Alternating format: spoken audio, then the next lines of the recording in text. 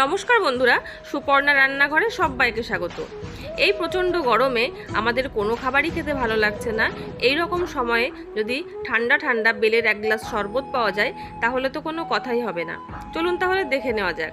তার জন্য এখানে আমি নিয়ে নিয়েছি একটা বেলটাকে আমি একটা বেলনার সাহায্যে বাড়ি মেরে অর্ধেক করে ফাটিয়ে নেব।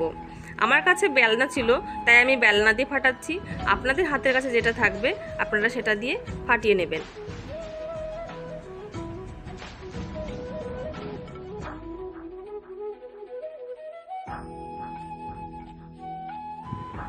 এবার আমি এখানে একটা বড় পাত্র নিয়ে নিয়েছি। এবার একটা চামচের সাহায্যে বেলের সব কাঠটা আমি বার করে নেব। বের করে নেওয়া হয়ে গেছে। এবার আমি এর মধ্যে দিয়ে দিচ্ছি 1 চামচ লবণ আর 4 চামচ পরিমাণে চিনি, আর দিয়ে দিচ্ছি 4টে লেবুর পাতা। লেবুর পাতাটা আমি এখানে গন্ধের জন্য ব্যবহার করছি।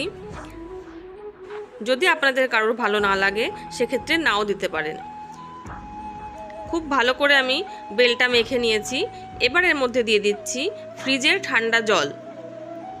এবার একটা হাতার সাহায্যে ভালো করে জলের সঙ্গে বেলটা মিশিয়ে নেব।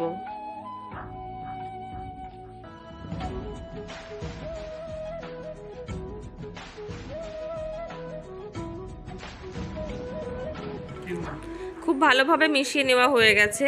এবার আমি হাতের সাহায্যে বেলের ভেতরে যে আঁশগুলো আছে সেগুলো ছেঁকে বার করে নেব।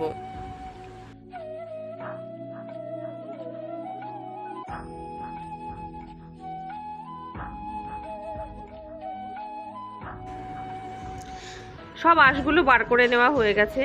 এবার আমি একটা ছাঁকনি নিয়ে নেব। এই ছাঁকনির মধ্যে ঢেলে বাকি যে বীজগুলো আছে এর ভেতরে সেগুলো ছেঁকে বার করে নেব।